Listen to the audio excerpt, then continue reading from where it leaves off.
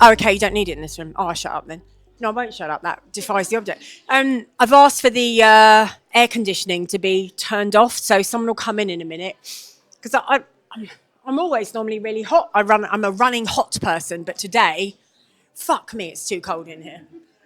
Anyone else feel that way? I mean, it's great if you've got great nipples, but, you know, mine need a bit more holding up nowadays, so they're not so great.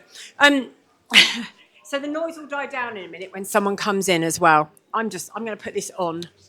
Otherwise, I'm just going to talk with it like I've got some kind of baton. No, I'm not. It's going to be one of those days. I'll start anyway. Can you still hear me with that? Is that close enough? All right. Can't hear the rustling of clothes. Do you think she's the one doing the air conditioning? Or a complete stranger's just walked through and we don't know. Hello, for those of you that don't know me, my name is Deb. Quite a few years ago, started these workshops, about 10. We were just joking about it.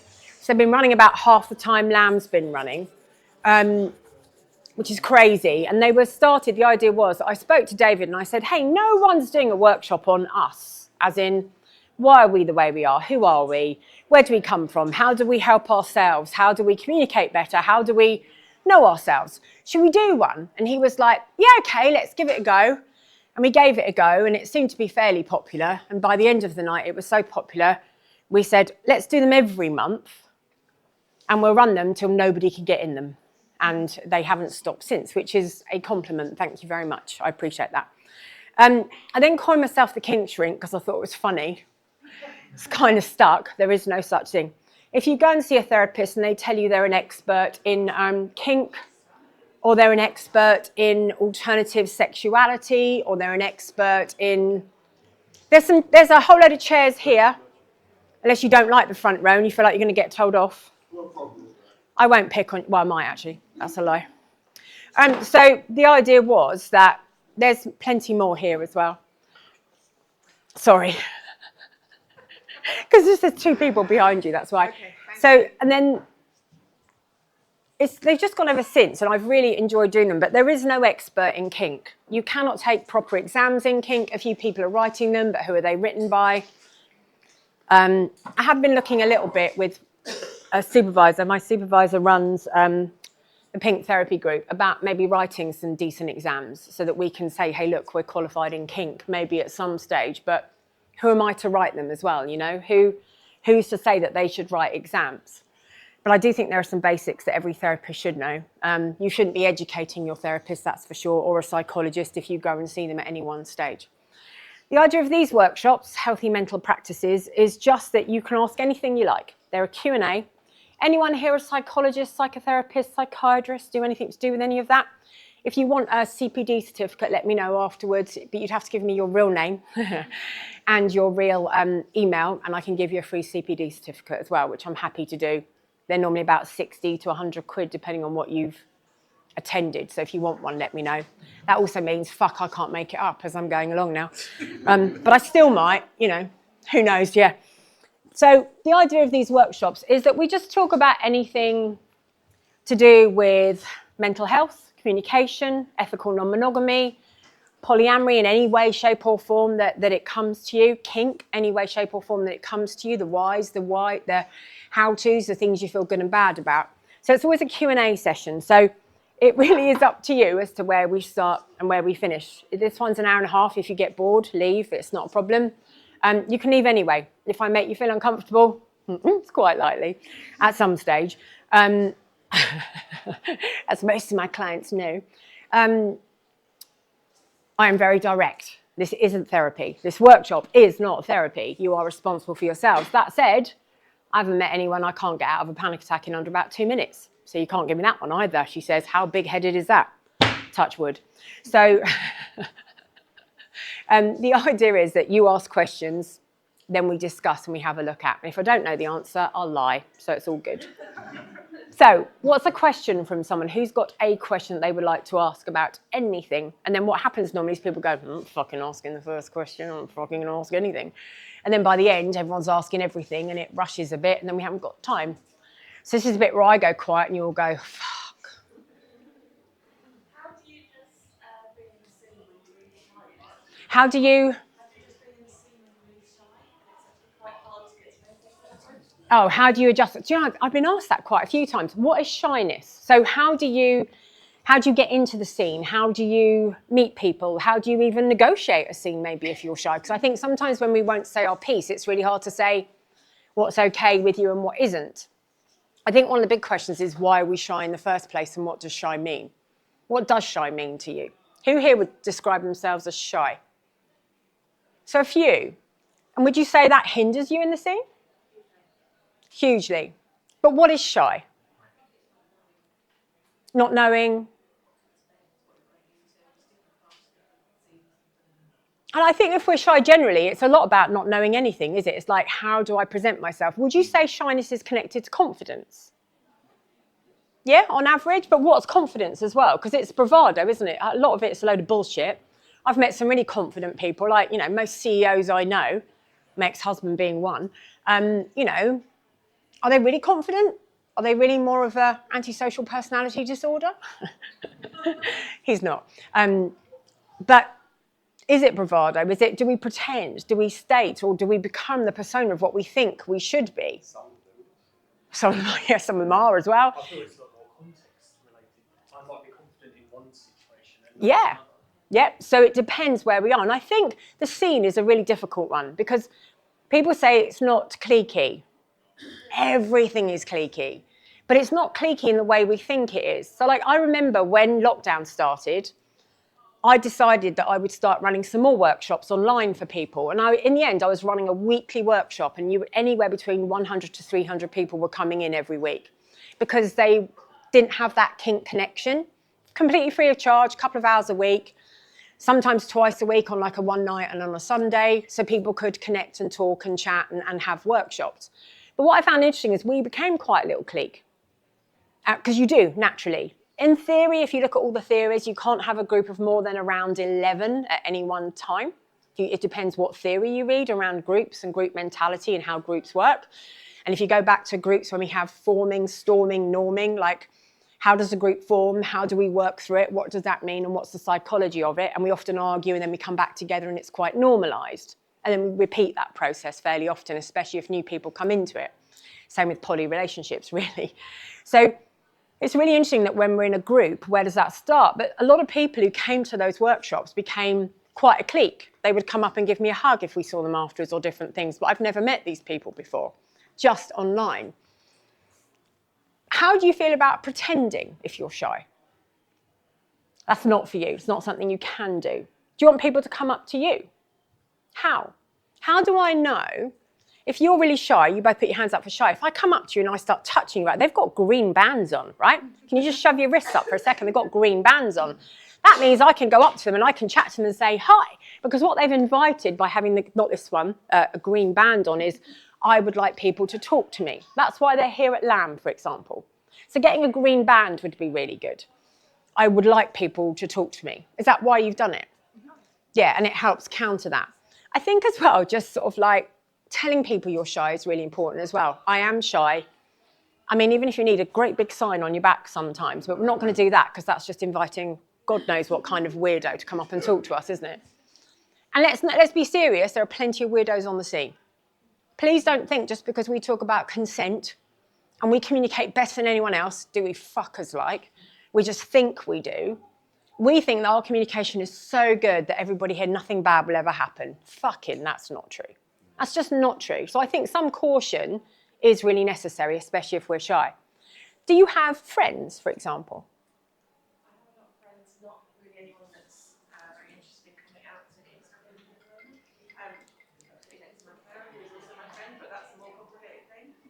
So I'm less shy than I used to be, but I'm 43 now, and in the last year I started going to and occasionally I speak to a stranger, and that is massive for me. But it's been until then, and I'm not really keen, so it might be. How has it been though when you've spoken to a stranger?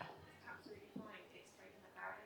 It is breaking that barrier, but it's not about breaking the barrier. It's the conception we have about the barrier. It's our thoughts, isn't it? Because the barrier isn't there.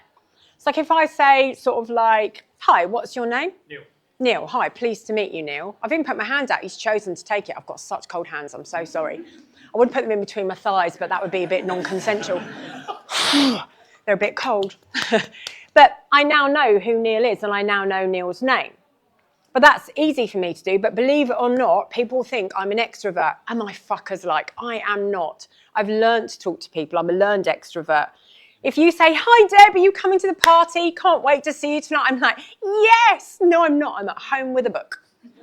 I don't want to see you. I don't want to go out. And I'm not very good at that. And unless I have a purpose, I don't know if I would walk into Lamb I do walk into places by myself. I go on holiday by myself. I go to the cinema by myself. I went to see Les Liaisons Dangereuses yesterday by myself. Fuck me if you want a sexy play, go and see that. Right? Oh, it's good.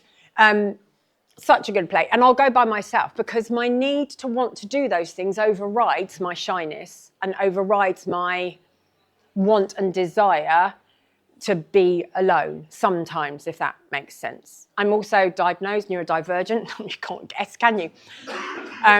In so many ways, ADHD and autism, and have been for a long time. My original diagnosis was a very, very long time ago.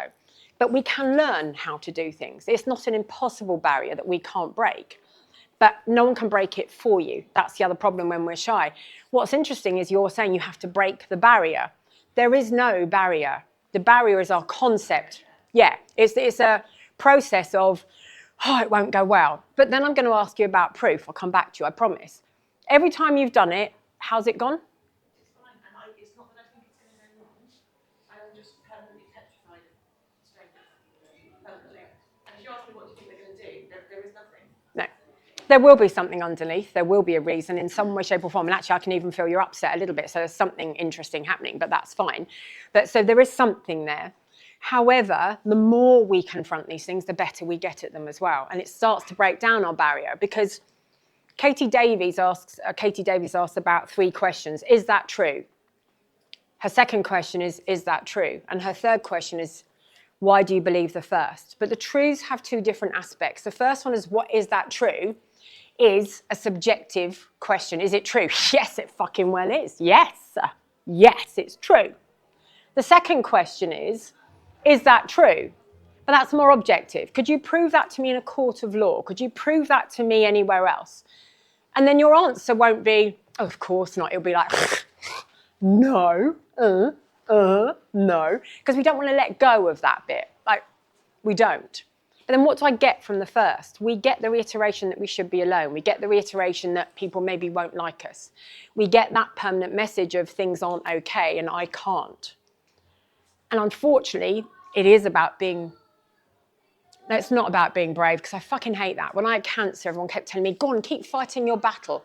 Oh, fucking battle. What do you think? What, if you think if I come across positively, it's going to make me beat cancer? What the fuck are you talking about?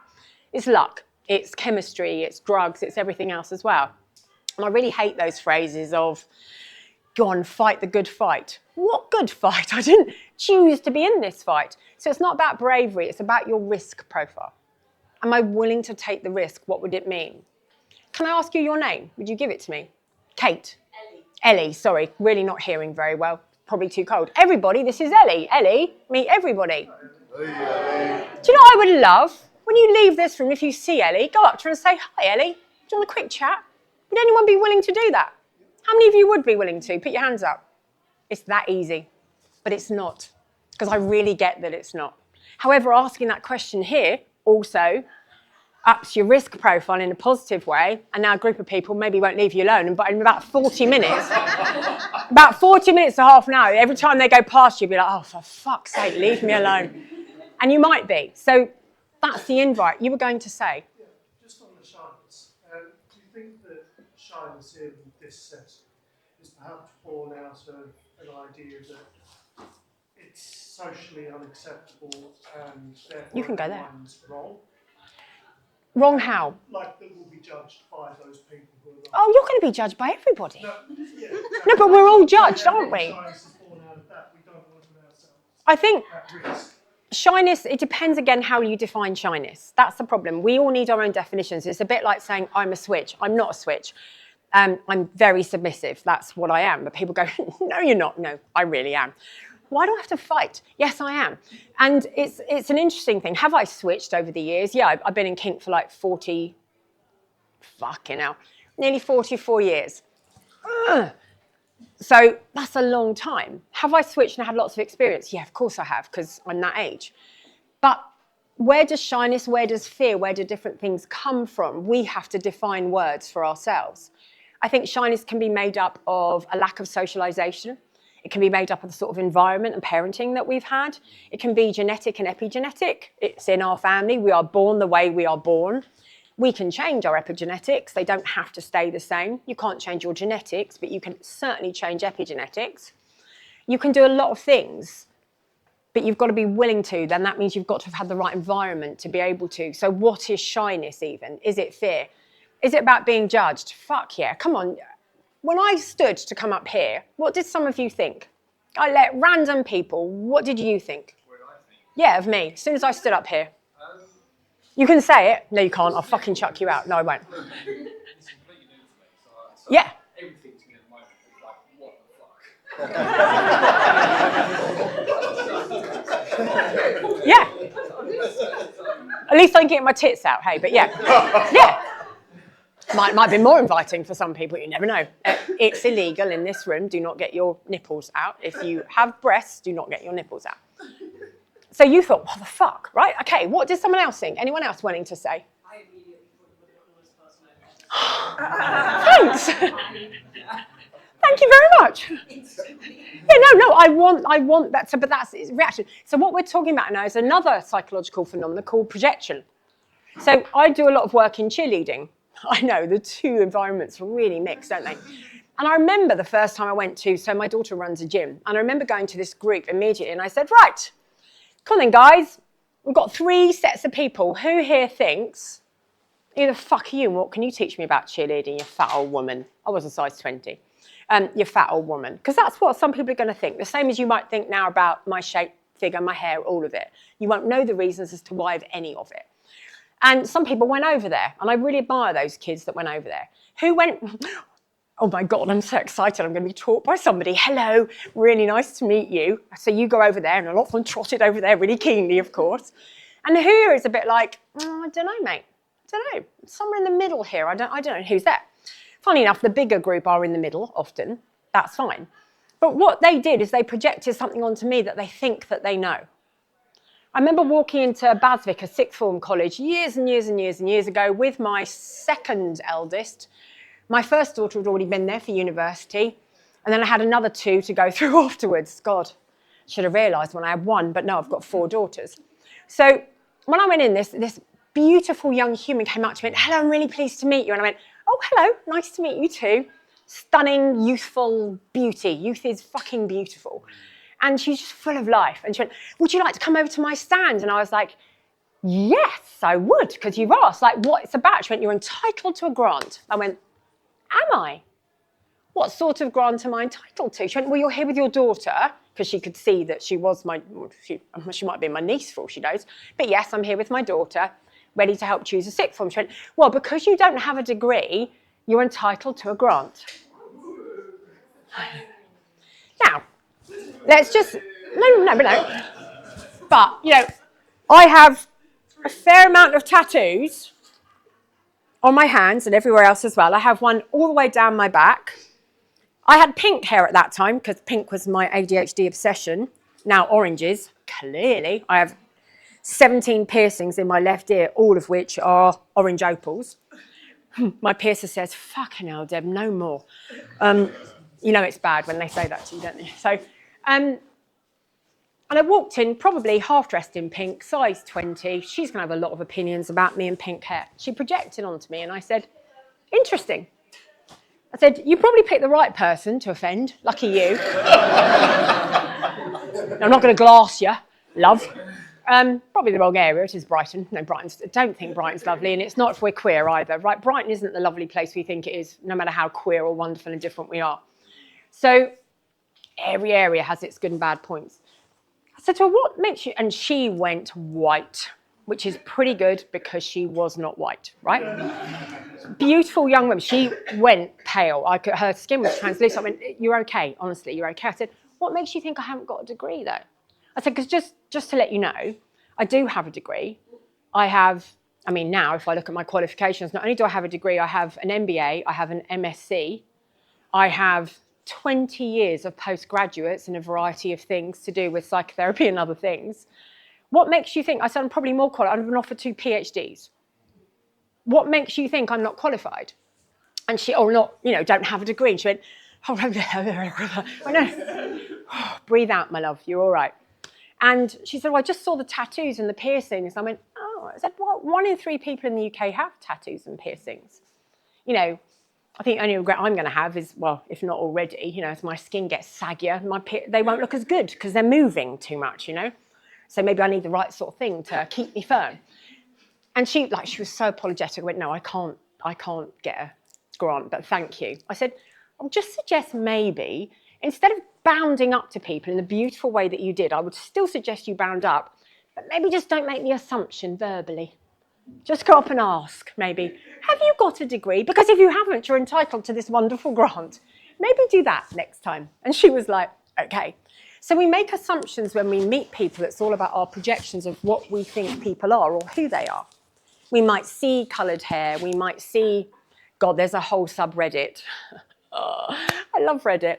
There's a whole subreddit group for women like me who have coloured hair. Women. What women have coloured hair here? Right, not so. So apparently what we are doing, and I can't remember the proper name for it, it's just gone out of my head, which is so annoying because sometimes things do. There's an actual word for it that basically we're toxic. And we're so toxic. No, if you say it, I'll definitely know it. I feel like I need to Google it really quickly now. But there's a whole theory that we show by natural colour that we're fucking dangerous and poisonous.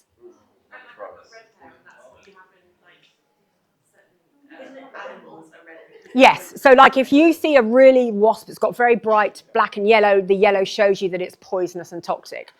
And somebody repeated that after a while and put it out there. And it made me laugh because this awesome human then put up and goes, well, thank fuck for that, because it clearly is working because you're not attracted to us. That's right. But my hair was totally differently coloured before I had chemo. I lost all my hair during chemo. And it's never quite grown back the way I want it, so I undercut it and shoved it orange. But the rest is going to be apricot soon as well, because I think, fuck it, it's not going to grow back anyway. So that doesn't make me apositism. It's very like anti-Semitism, which is fine, because I'm also going to get that because my history is also Jewish, because fuck me, I'm not doing well, am I then? So apostate, something like that, but it's about the brightness of colour that shows the toxicity that you shouldn't lick that toad. Or maybe you should, some of them apparently. You have a really good time with one of them if you lick the right toad. And different things. I'm not talking about princesses turning into anything or princes. I'm talking about there is an actual toad that if you lick it, different story. I've never licked a toad in my life, by the way. What if that would be human? That could be quite good, actually. But so it's the suppositions that we make about human beings every time we meet them. It's the projection. It's about that fear that we put onto them, that we know where you're from. We know what your culture is. You don't know what I've been through. You don't know who I am. When my sister and I both turned up for one of my chemos, we both turned up bald. My sister isn't helping me. She didn't go bald because she helped me. She's helped me. Nah. She put my PICC line in. She was great. She wasn't helping me. She wasn't bald. She was bald because of her own chemo alopecia, because the second time that she had chemo, she was told that she had 3 months left to live, which was 15 years before that, by the way. And her hair never grew back. She's not helping me. So we just went, no, just go for the grey one. That's me, because I looked grey. I looked so ill. But she had a vivid colour in her face. Because they would be like, which one of you, like, which one? It's me. Put the line in me. I'll take the toxic shit. I remember the first time I went, the stuff that they put in me, there was this syringe like this, like some kind of cartoon, and it was bright red. It looked like Tizer. And I went, that shit is definitely not good, is it? So, but it's going to do those things. But again, I think that's not good. I look at that, again, that's a projection. Fuck, that's bright red. That can't be good. But I also know it's going to kill what's inside me, which was the idea of it.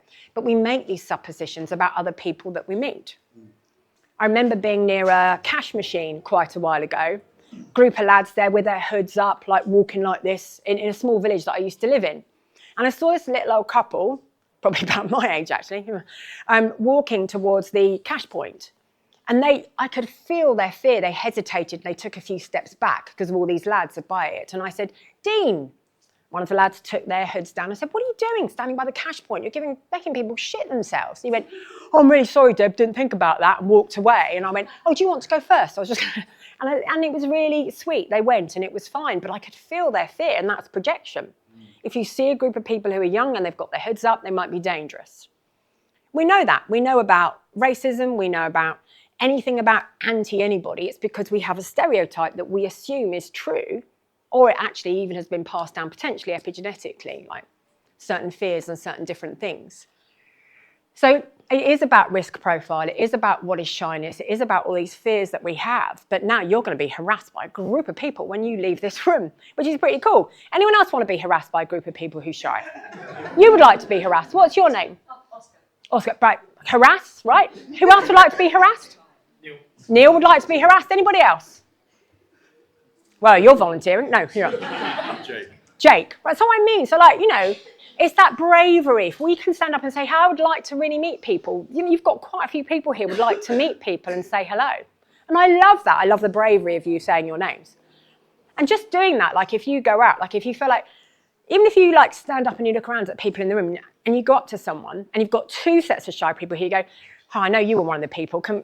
Or, you see, we can go up as well and we can test that theory.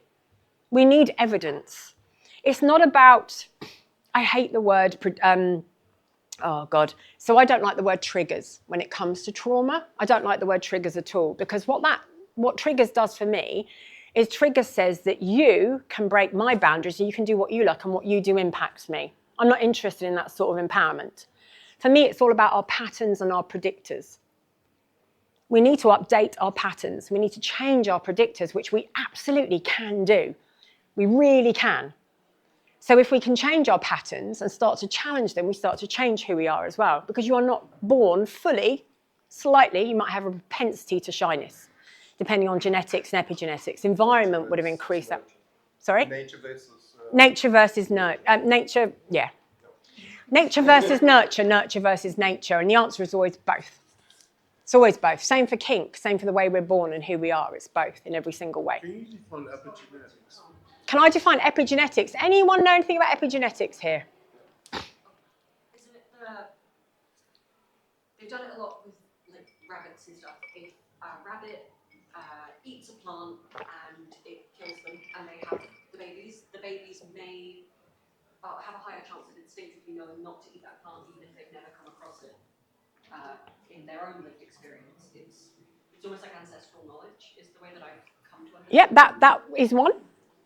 You said yes as well. I think epigenetics is like if you predispose of something, but depending on the factors, that can later develop or not. Like with your cancer, for example. All right, yeah. You might not, Yeah. might not get the cancer, but depends on certain external factors. Or Yeah. Yep. Anyone else want to add anything? So epigenetics, really. So we develop protein. We have a DNA structure, a helix, which is really interesting if you've ever seen it.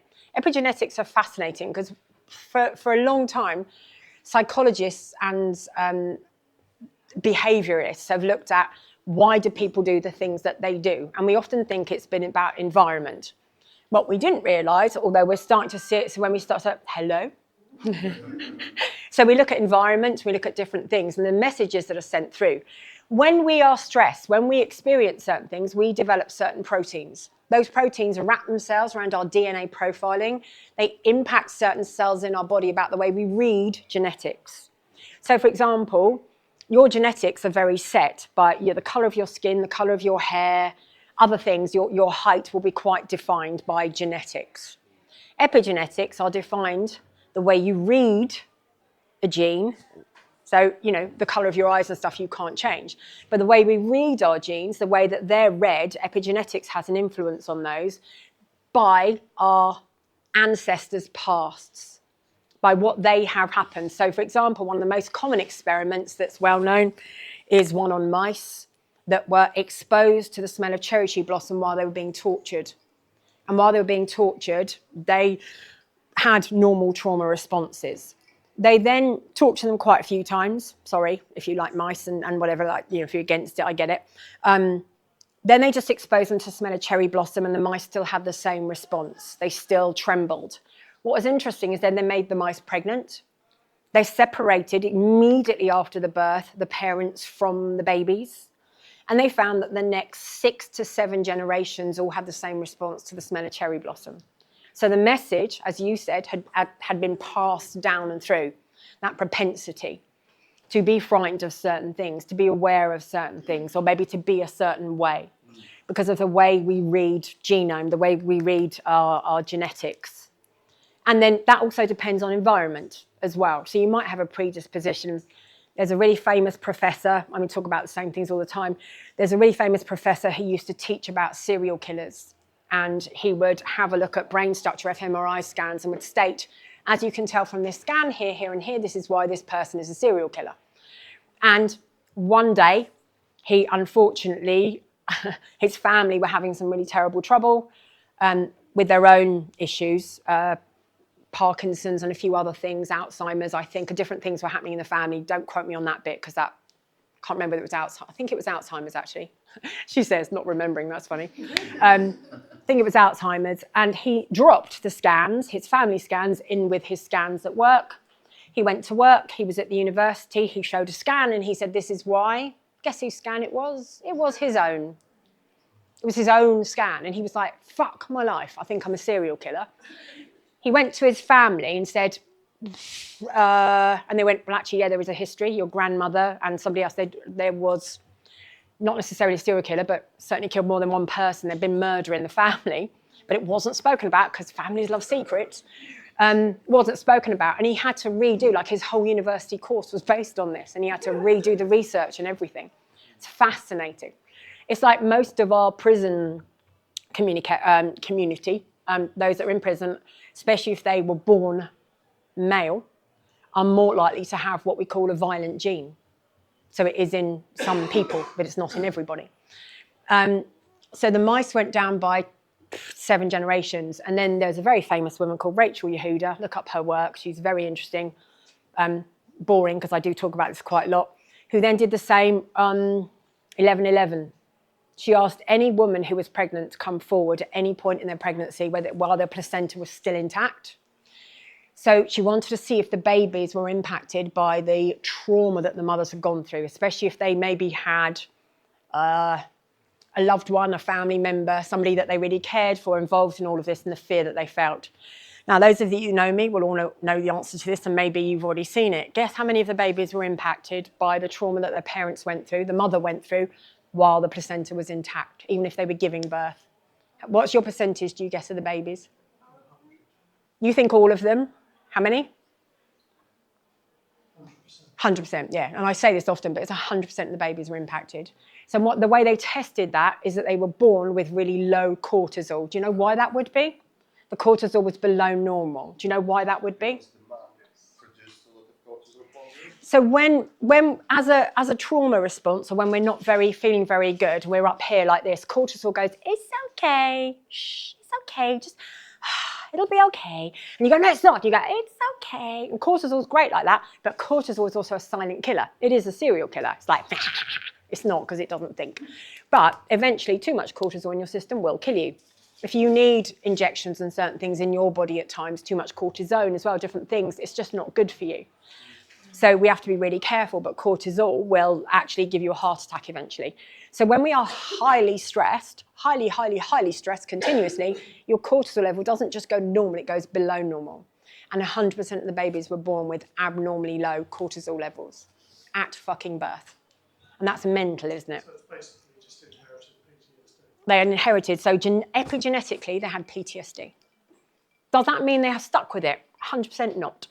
So they were actually, Obama was in at the time. Let's not talk about who's in now.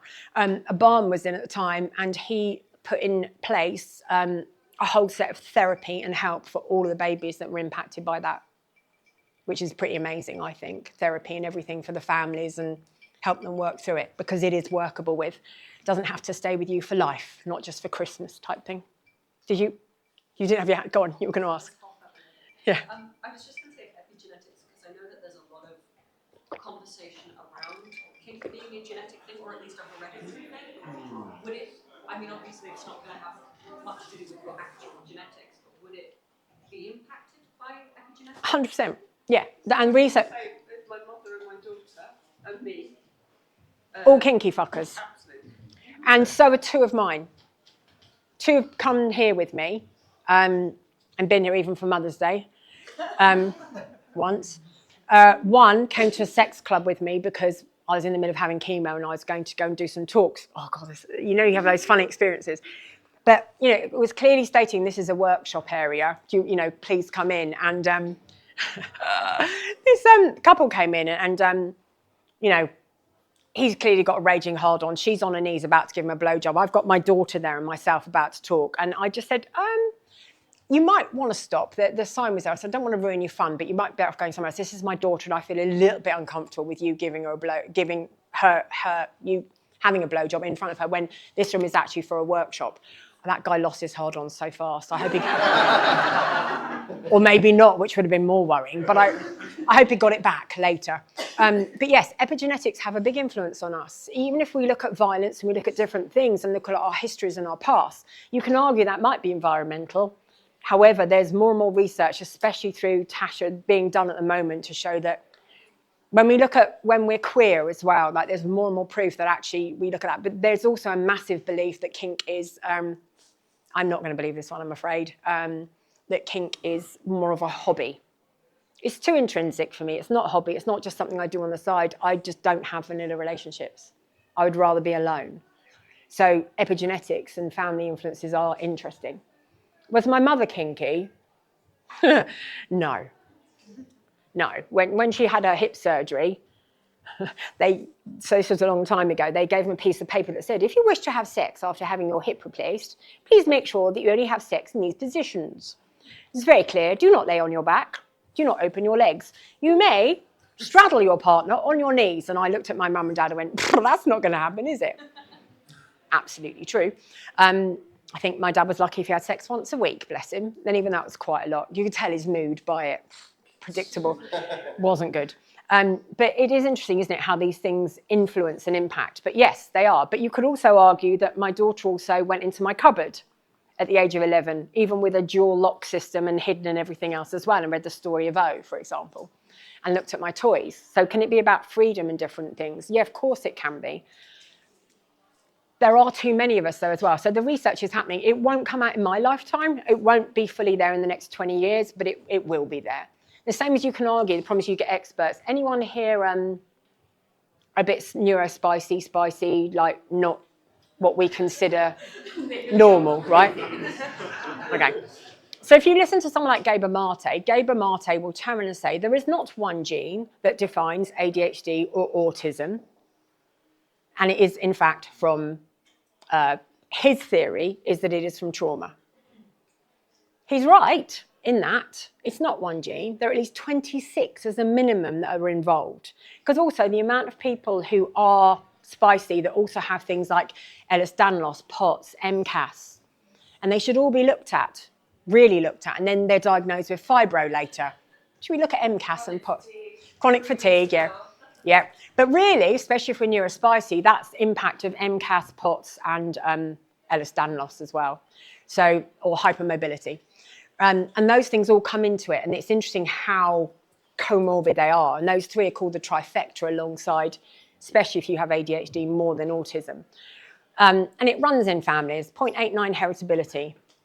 So where's that from then if Gabor Mate? Like, and don't get me wrong, I think he's an incredible human and I would love to meet him and I love listening to his stuff. I'm just going to argue with him about this aspect every single time. There's too much proof now. So yeah, kink and heritability is really interesting and it's starting to be proven more. You're going to ask something else? I'm really sorry. No, ask away. Do you think that there is like an inherent, I guess, comorbidity between kink and neurodivergence? Yeah. Yes and no. So I think, so do I think that all neurodivergents are kinky? Absolutely not. Do I think a fucking shit ton of kinky people are neurodivergent? Yes, I do.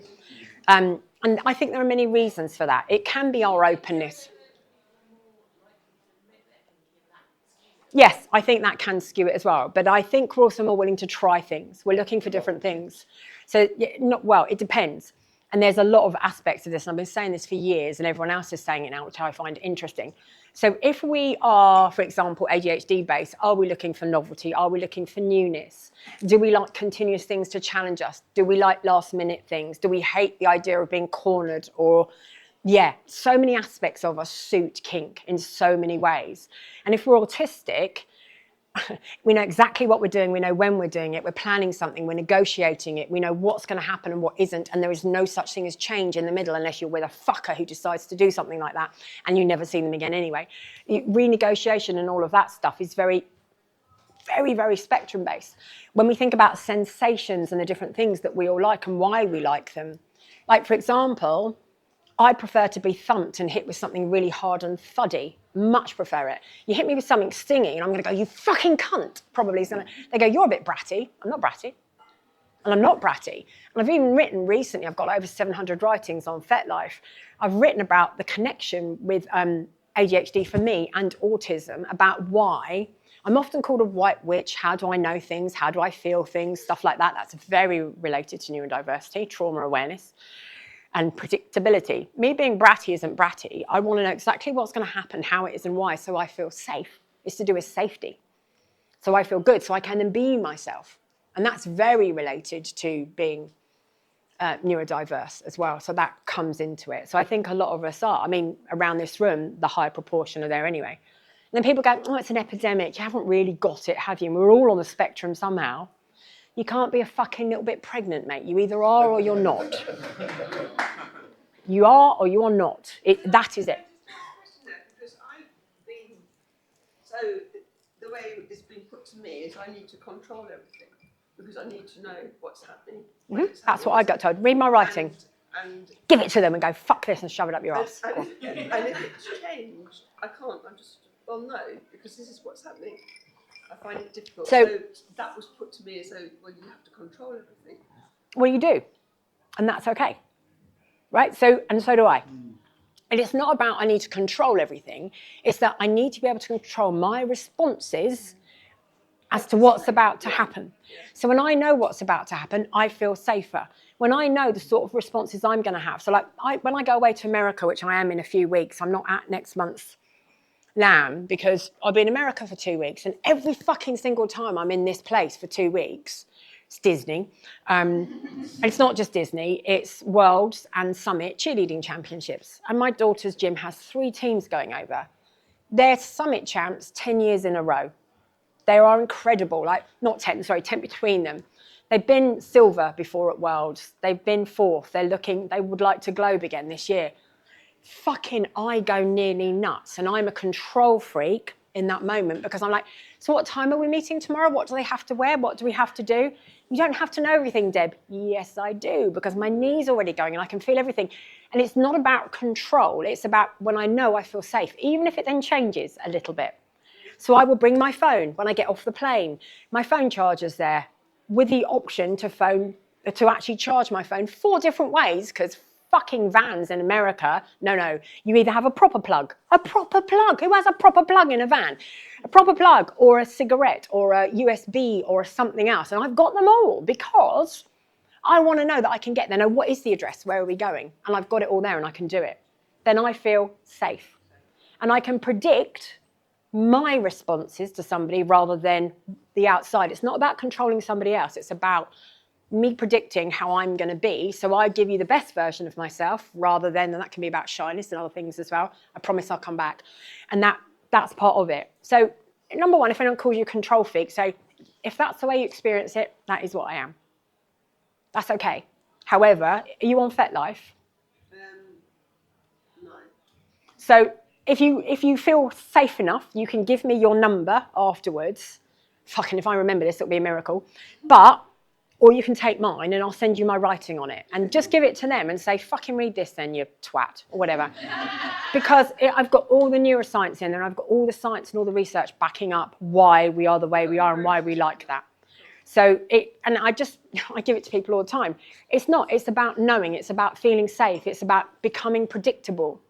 The worst times I have a meltdown is fucking sat nav in a car when I'm going to be late or it goes wrong. Absolutely. If it goes wrong on me, I'm like, that's fine, I'll be all right. I don't know where I'm going, for God's sake. And I'm like, oh, and everyone's having a heart attack. And, if I've got a neurodiverse daughter in the car with me, that's fine. She goes, and I can be the calm one here. And I go, thank fuck for that. Then the next day, she's moving out, and I'm the calm one for her. It's not very often that happens to me, but it does happen. And the other time is bad service or impoliteness. If people are rude or whatever, I'm like, fuck is your problem? I'm definitely going to get stabbed. That's the truth.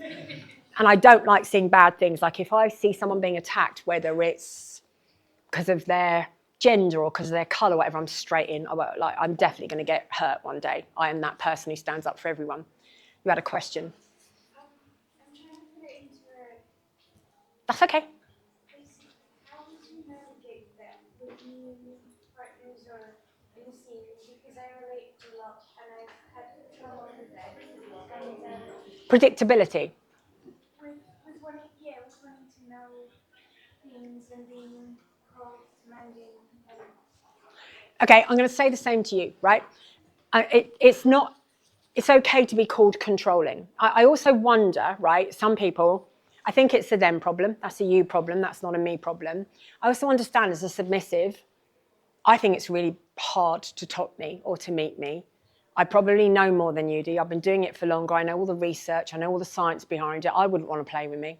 I really wouldn't want to play with me because you are going to get a critique afterwards and a score. And it will be realistic. You're not. You're not. But I think that's the way people feel about me. So it's really hard. And do I like to control things? Yes, I do. But again, to feel safe. So I think what we need to convey is the fact that we're not after control, we're after predictability. And we're after safety. And they're the two key words that I would use. Again, I'll say the same for you. Are you on FetLife? Right, so this writing is all about communication, safety, and me.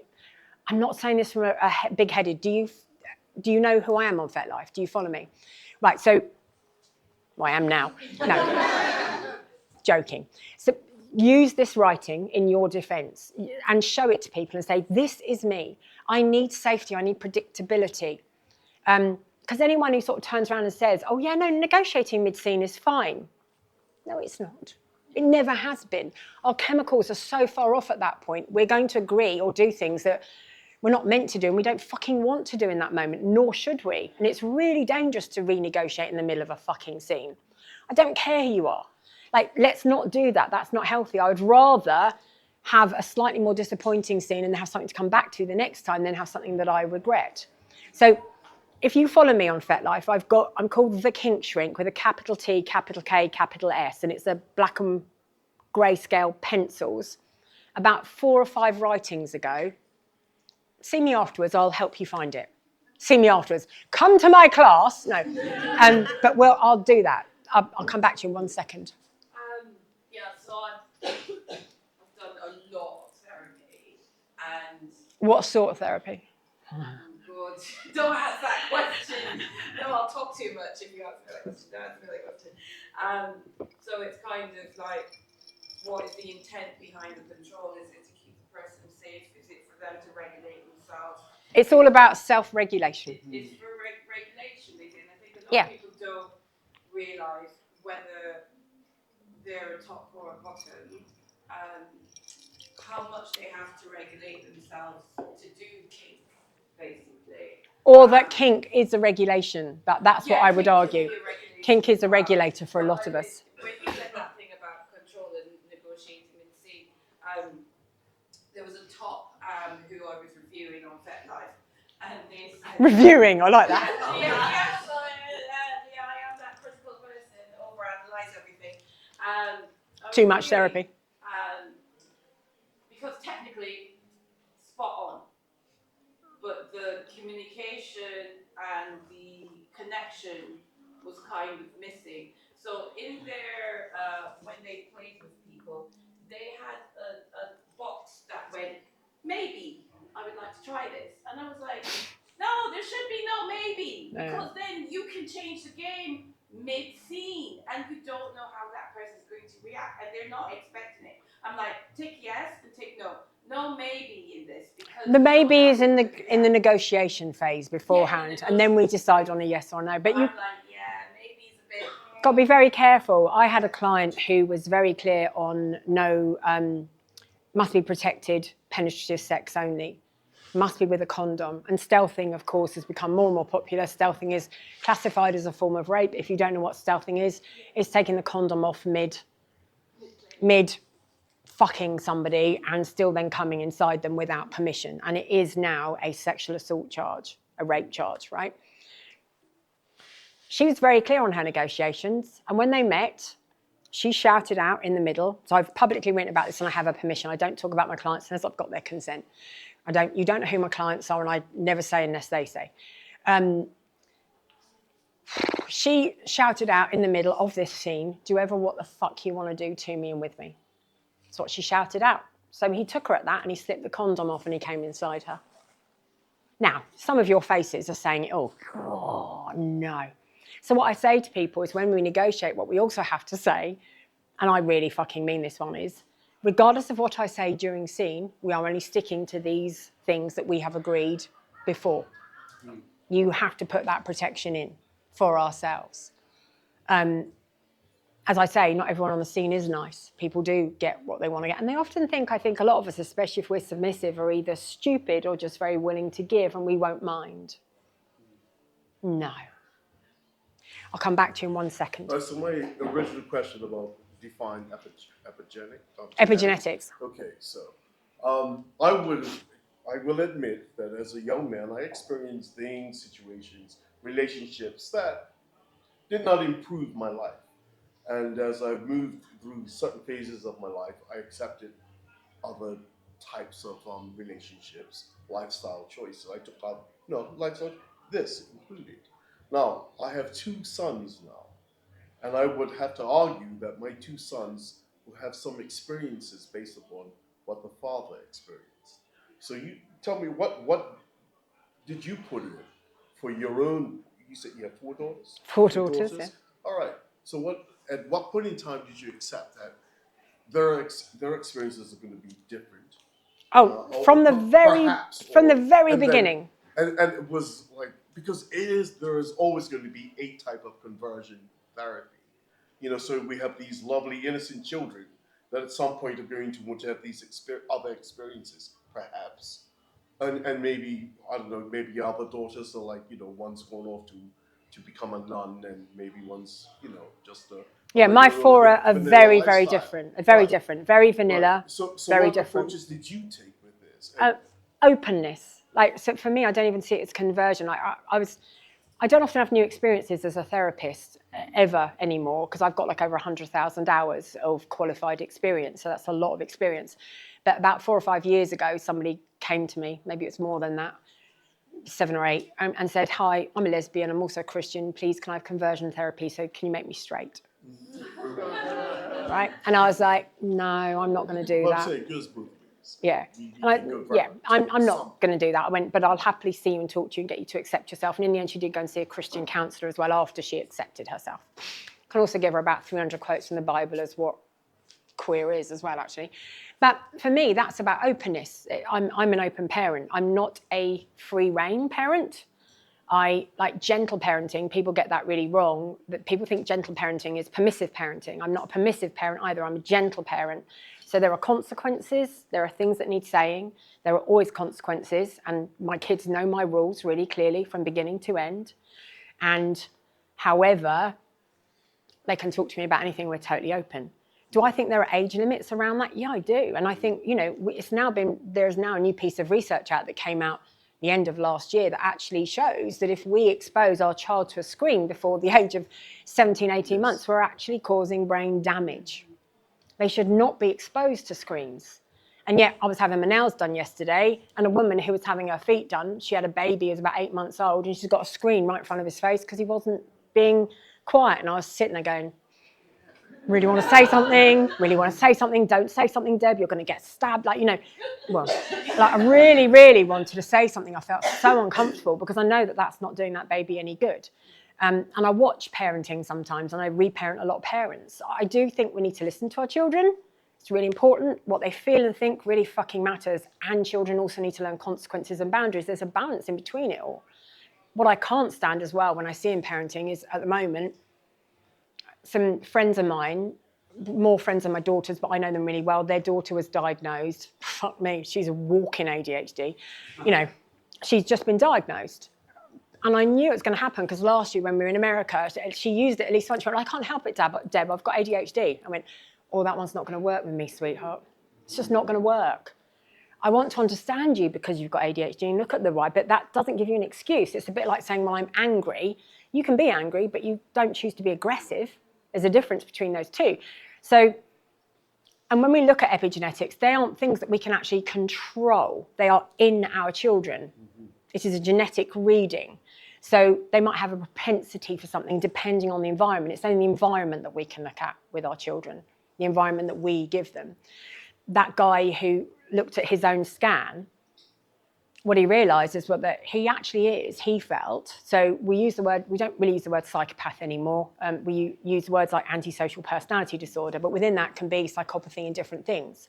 But what's interesting is that he realised that he did feel quite on that level, that spectrum of potentially being a psychopath. He wasn't very empathic naturally. He didn't feel feelings for others. He didn't do a lot of these things.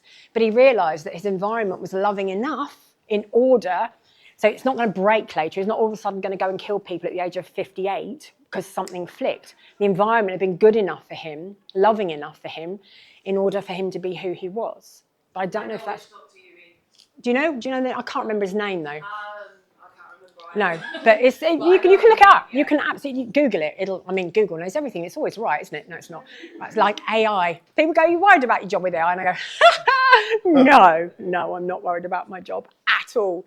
Might give you some tools, and that's about it. So I think with its environment, and I also think that what people don't get, it's a bit like our relationships. Who here has ever been hurt in a relationship? Yeah, every single one of us in some way, shape or form. You did not marry the person that you first kissed at the age of 3, doing kiss chase, who said, I'm going to be your girlfriend, I'm going to be your boyfriend forever type thing. You know, we break hearts as we go. It's what we do. It's part of being human. We can't protect ourselves from it. It's how we deal with it. And I do think, we're a bit entitled nowadays. We've got this whole thing of I think people let us down all the time. It's how we deal with it that really matters, especially in relationships. And it happens in kink as well. Terrible things happen. It really does. And how we deal with it. So repair can happen in better relationships as well. We don't need to be alone. You don't need to find yourself. You don't have to be totally alone to find myself. Repair can happen in a decent enough relationship. I like that. Well, what Winnicott says was good enough parenting as well. So when John Bowlby and Elaine Ainsworth were looking at attachment theory, when they were testing all these kids around attachment, fuck knows what the testing did to the kids. But anyway, John Bowlby was working in hospitals, and at that time, I think it was in the 60s, 70s, I might have my timing out slightly there, sorry, but what he did, interestingly, was he noticed in hospitals that children were taking a really long time to heal, but in theory they should heal quicker than anyone else because of their biology. And he then sort of thought, well, they're good old-fashioned matron in the hospital in those days, that type of thing, of we're only visiting between 4 and 4:30, and that's for the parents as well, like real carry-on matron type stuff. But he said, what if the parents stayed with them? So they brought the parents in, and the parents stayed with the kids. The kids healed in half the time compared to before. So it improved their healing by 50%, doubled up, again, however you want to look at that mathematically. And he thought, wow, these parents must be fucking amazing parents. I'm going to test these parents. They weren't. They were good enough. And that's really true about parenting. When we go back to parenting, it just needs to be good enough. It doesn't need to be fucking perfect or right. In fact, if it is and we overdo it, we cause more damage to our children. Who here wants a perfect parent ever that you have to emulate? I certainly don't. That's impossible, isn't it? We need human beings. Although we do expect a lot from our parents nowadays, especially newer generations. You should know, you should have done, you should have, and we didn't. Google wasn't around when I was born, for fuck's sake. It really wasn't. So, and things come in trends, even on the scene. Polyamory, kink and different things. Things come in trends every 7 to 10 years. Things change. It's really interesting about what comes along and how it comes along. You had your hand up for a question. Yes, it was, so I have ADHD, and just really the opposite of what you were saying about wanting to be able to control and know exactly what's happening. I feel like the pursuit of novelty is everything, and the unexpected is sometimes the most exciting thing. And Oh, so that's definitely more my autistic side. Don't worry about it. I'm diagnosed with both, but ADHD. But so things that really don't appeal in my mind sometimes are completely thrilling in person, or things I haven't liked for a couple of times then become exciting. And I'm not trying to explore that in the context of consent, because I basically want to say to someone, show me what I'm going to like. And how can they know?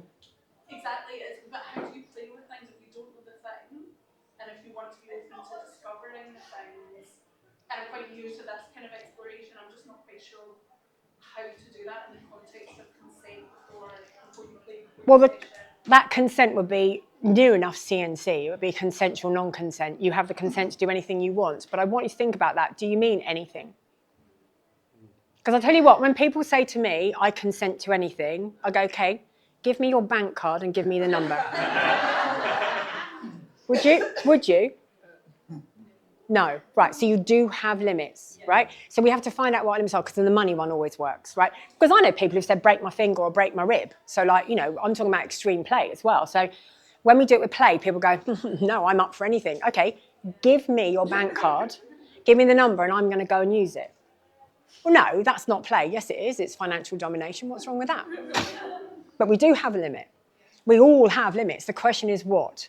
So for me, it's nothing that will impair my health, my well-being moving forward, my family, my professionalism. Like I'm talking to a guy at the moment, and he said, how would you feel then if I put you on all fours and led you into this room with a collar on and all fours? I went, never going to fucking happen, mate. That doesn't mean I'm after control or whatever. That's to do with, I would like to protect some of my professional reputation as well. Now that for some of you might go, oh cool, she really is into this. But for others of you, it might go, it's a bit weird. And also therapeutically, if I'm the one, if someone's got their fist up my arse out there, right, and you see what I've had for breakfast, that's not allowed here, but let's say it was, I don't know how seriously you're going to take me to your therapist in the next 3 weeks or years either. So I think you have to find that balance about what does it mean. I hear you're up for novelty. We can talk ourselves into that, so we've got to be careful because you're not limitless. What are your limits? Long-term damage, long-term harm. Listen, right, consent is really important to me, and I teach consent. I teach a workshop on consent. I talk about how to negotiate consent. I've got writings on it. But still, I'm going to say in person, there is no such thing as consent. Not really. Not at the end of the day, because you do not know the consequence of what you're doing in 20 years. You don't. You don't psychologically, and you don't physically. I have steroids injected into my hips. At the moment, on this hip, I have a nice morphine patch. And at the moment, it's a 5 milligram patch. Just showing everyone my crutch, sorry. And that's going to go up to 10 milligrams very soon, because the pain that's coming from my hips and the pain that's coming from my thumb is fucking unbelievable. Now, this is it's slightly arthritic, but it's also to do with post-cancer drugs and joint issues. And these are very much to do with having been a professional dancer, because my first degree was performance and related arts, but it's also because I have been punched so many fucking times on the side of my hips, because I like quite violent play, that it's damaged and it's torn right into my bursa. My bursa are burst. They don't exist around my hip joints. And you've got bursas here, you've got bursas here, you've got bursas here. You've got a shit ton of bursas inside your body. If you think I knew at the age of 20, when I'm saying to somebody, yeah, do all this really crazy stuff to me, that it would then mean I need steroids. And then it would then mean for the last 6 years that I've been having those steroids, but then actually weight-bearing joints taking steroids is never a good idea for anyone. You can actually see where they've gone in and the damage that it's done. So I've been doing I've been doing platelet treatments. One of those was a bit painful, but where they take a shit ton of blood, they spin it, they take your platelets off, they put it into a thick tube, and they inject it back into around where it needs to be. It's a straw. It's not quite that bad, but fuck me, it really hurts. And you're supposed to feel better within 2 treatments. I've had 7, and it's not making a difference. And I'm also having that in my thumb. So I'm trying different things. I know it's BDSM. It's not just dance. It's not just how active I was. I also know it's because I'm hypermobile, because I have Ehlers-Danlos and hypermobility, bendy brain, bendy body. Sorry, they go together. Oh God, completely related. And also make sure you look for POTS and make sure you look for MCAS as well. Mast cell activation syndrome. They go together like fucking, jam with scone and cream. So they definitely go together. But we don't. So how can we actually consent? Do we truly know what's going to happen to us? We can't. What we have to do is know our risk profile. So I'll take it back to the beginning. What's my risk profile? What am I willing to live with? What are the consequences? There was a case a couple of years ago, and it's not a case legally, but you might have seen it on FetLife, where a very large firefighter, 6'6", I think he was, whatever, with a much smaller nurse, qualified dominatrix, who was his partner at the time, they decided to do some waterboarding. Waterboarding dangerous? Yes. Not as dangerous as choking, but let's not even start with that one. Because choking is really trendy. Everyone loves a good choke. We think it's lovely. It's the most fucking threatening thing to your well-being, your brain, that you can actually do. It is edge play, even though we think it's not. I'm just take you out a little bit. I'm going to do these things. Fucking hell. Who here is a top? Or a switch? Okay, you put your hand up. Do you know how to save my life if I've gone? Basic CPR. You do know basic CPR. And what about oxygen deprivation and other things that you can and can't do? Right? I'm being facetious. I'm being a right cunt, right? In terms of where to press or what not to do. And yet knowing enough. Is there any such thing as a safe chokehold, by the way? No. Even when we press or whatever. So I'm picking on you on purpose, right? Only because I just met you before we had a little bit of a conversation, so I felt like I could. But we have to be careful about these things, because unless you... Who here is a top? Do you know CPR? What is a top? If you top someone in a scene, if you're the one doing the choking. If you choke somebody else, I know CPR, I know first aid, I know more than first aid. In fact, I carry this thing to fucking competitions, and I love this. Like, the amount of medical people say, go and see Deb, she's got one in Trunky. It's called Trunky, because you're not really legally allowed to have one of those drugs or one of those. Oh, I'll stitch that for you. No, I don't. But, you know, I've got a lot of stuff in it, because I really should know my stuff. But how does that help me if I'm the one who's fucking passed out? Doesn't help me at all. I need you to know this stuff. I need to be able to trust you with my fucking life. This guy, they did waterboarding, permanent brain damage, $175,000 in the first year of treatment that he ended up with. People still don't really know what happened to him, because he basically said he was going to kill himself and he wasn't seen again afterwards. So we don't know. And she said she really knew what she was doing. She researched, and she did. She's a fucking qualified nurse. But she did try to help. She put him in the recovery position. Anyone know what's wrong with that? Anyone here play with water or done waterboarding? Because you must know the answer to that. It's on land drowning. You do not put someone lying down. You sit them up. Go on. It used to be a lifeguard. Is it a term of, it's like secondary drowning? It's secondary drowning. So you don't always put them in the recovery position. You've got to make sure the water's up and out of their system. Because if it's still in their system and they're down, it's more likely to cause more damage as you go. He should have been sat up, actually, at that moment. And it is as simple as that. So you want a lifeguard, you want a doctor, you want all these things. Do you know what I mean? It's really hard. You need to research your stuff, but we're more excited by the thrill of it, which is where that danger comes in again. You have limits. I don't think you want brain damage. I might be wrong. I don't think you want permanent damage physically. I might be wrong. Listen, I love a mark afterwards. I love a bit of a scar or whatever. But also, having Ehlers-Danlos, I fucking keloid scar. And if I don't keloid scar, I also get atrophic scarring sometimes, which means it dips in. So it dips out and dips in. And actually, if you don't have white skin, you're more likely to keloid scar anyway. So the white, a lot of white people don't end up with keloid scarring. Anyone who isn't white, more likely to end up with keloid scarring. But do you even know that? Do you know that about your history? Do you know who you're playing with? Do you know what you're doing? So it's really interesting. But then how much knowledge should we have? Like, fuck me, we become the fun police then, don't we? Yeah, because I think for me it's not about exploring the extremes, it's just exploring it all. And if I need to be really detailed in the same thing, You don't want it. Yeah.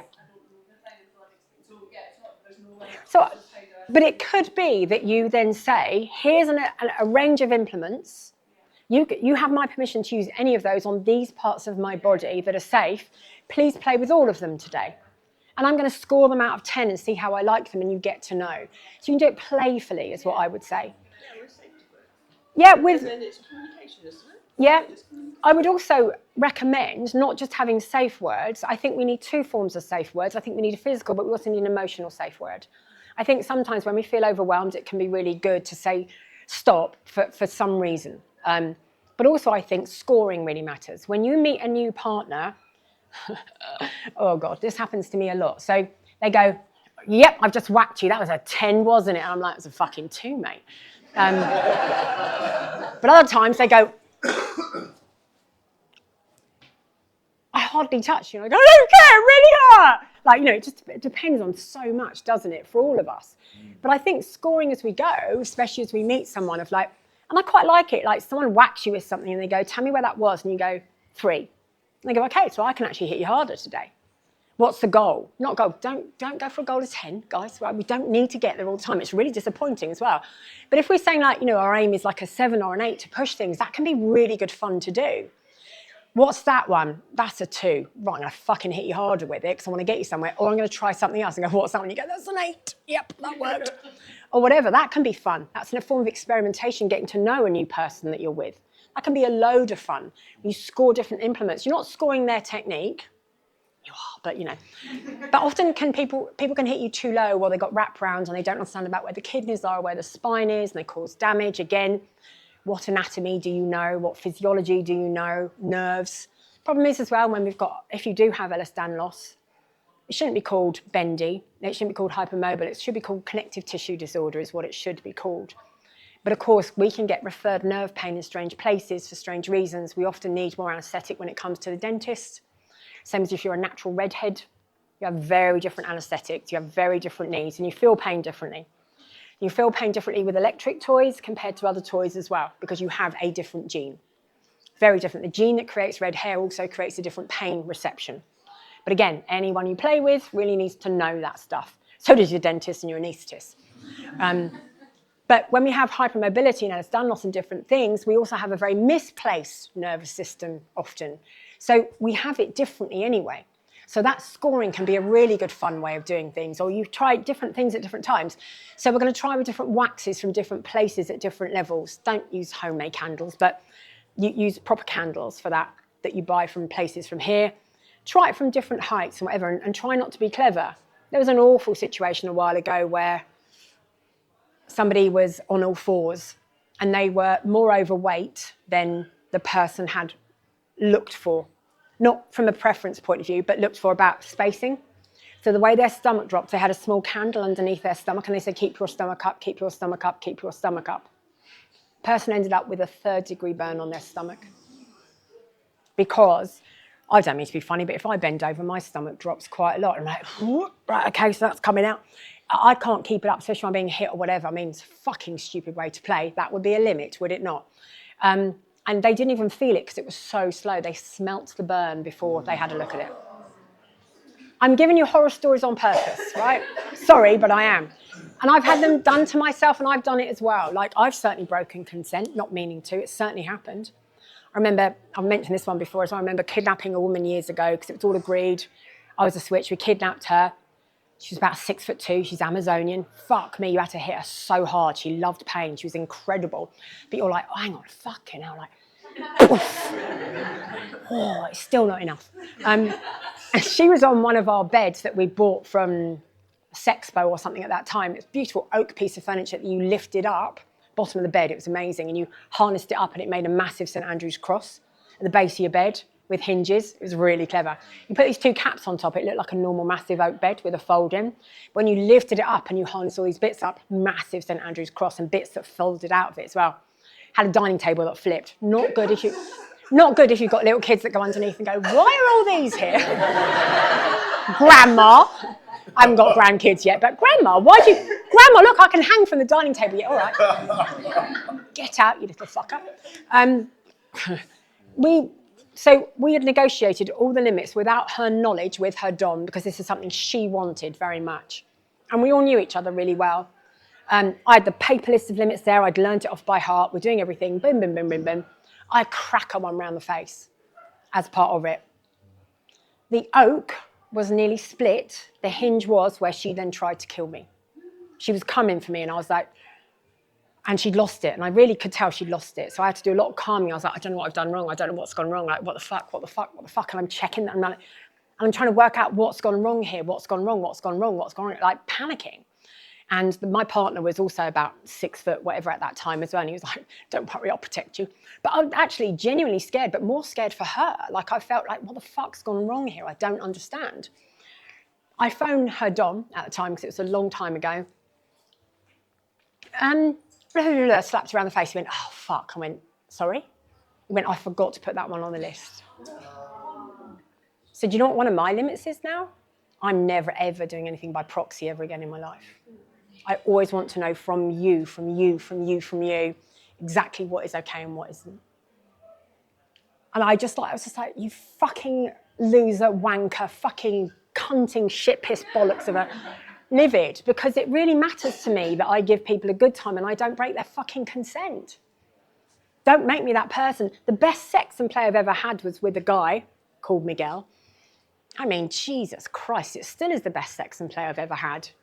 Feel free to live up to the challenge.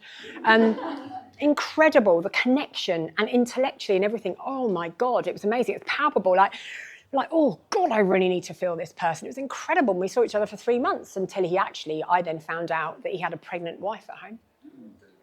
You don't do that to me. I'm not the other person. I don't do that to anyone. I don't do that. And like, that's horrific for me. That's broken my consent to break hers. How dare you make me that human?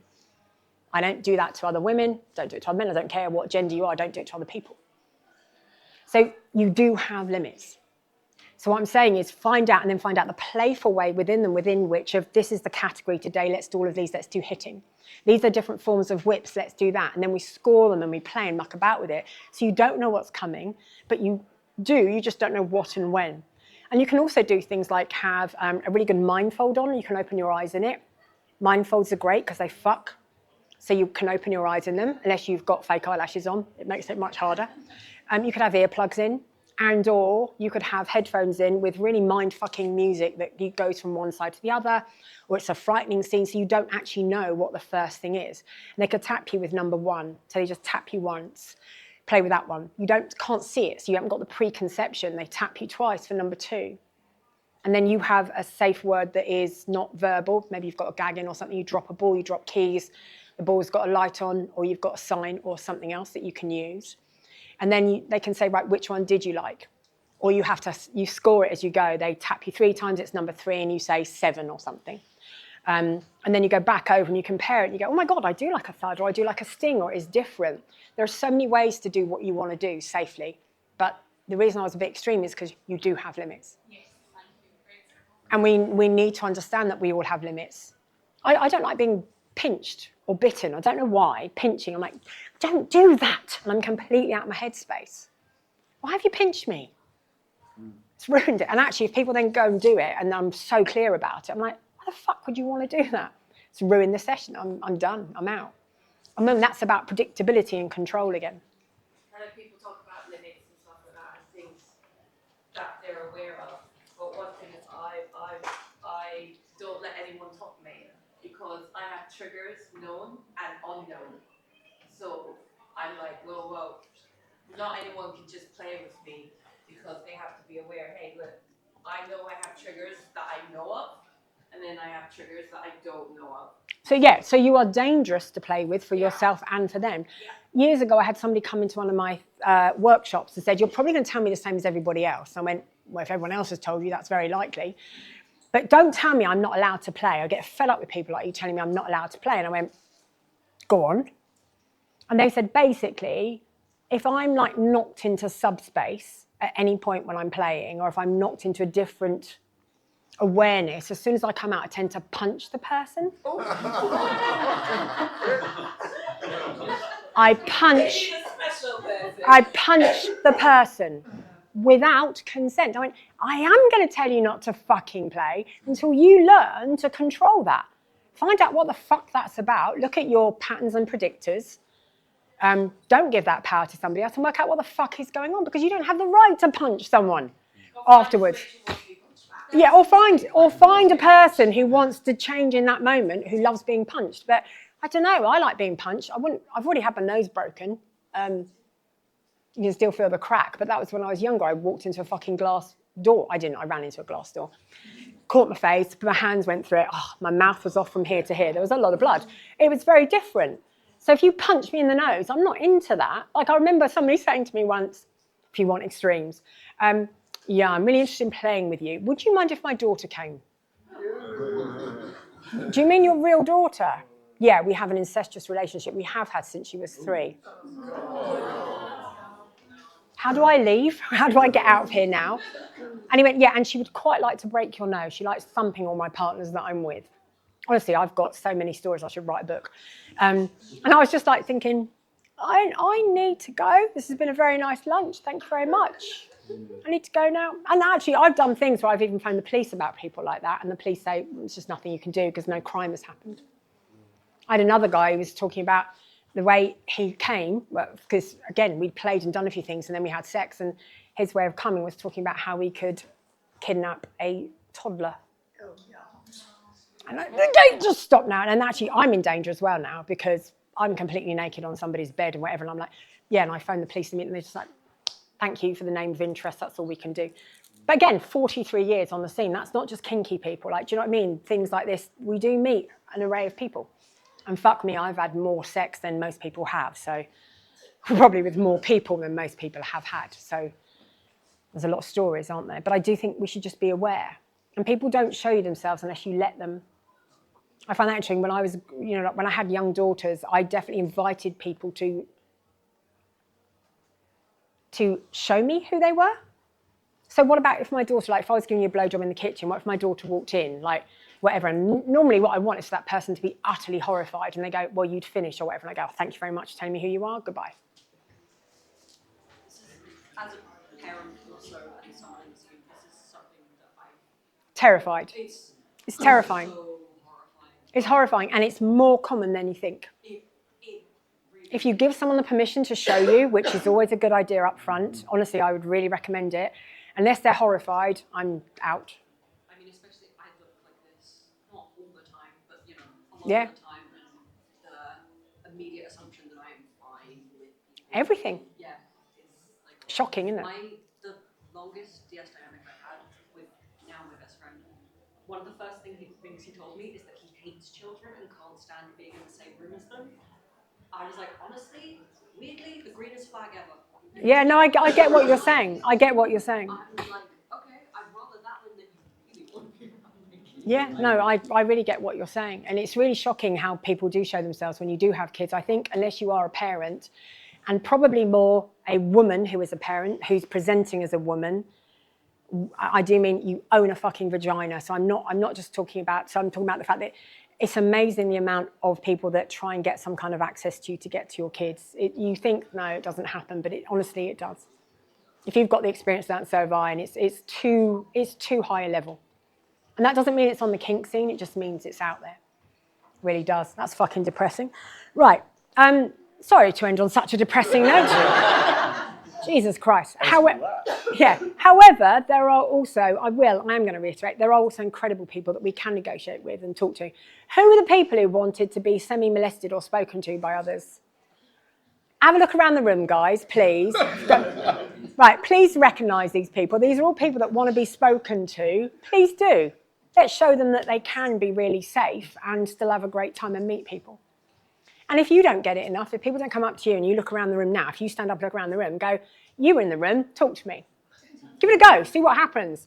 Oh my God. But should be all right. I think that's wrong for me. I'm sure my heritage is Jewish. I'm sure Jesus won't help me. Wow. You never know. He was Jewish, wasn't he, apparently? He was in the beginning. I'm not a believer, so I'm useless. Your details are here. These aren't my details. This is my best friend, Poppy, actually. Donna. So Donna is a great ADHD. She can register people. My details aren't there. If you want my details, fuck me. If you've got a phone, you can put my number in. You can WhatsApp me. You need to tell me who the fuck you are.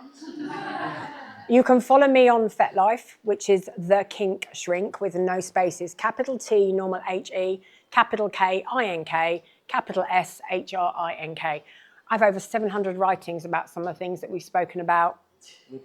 I've got a lot of writings. It's really boring.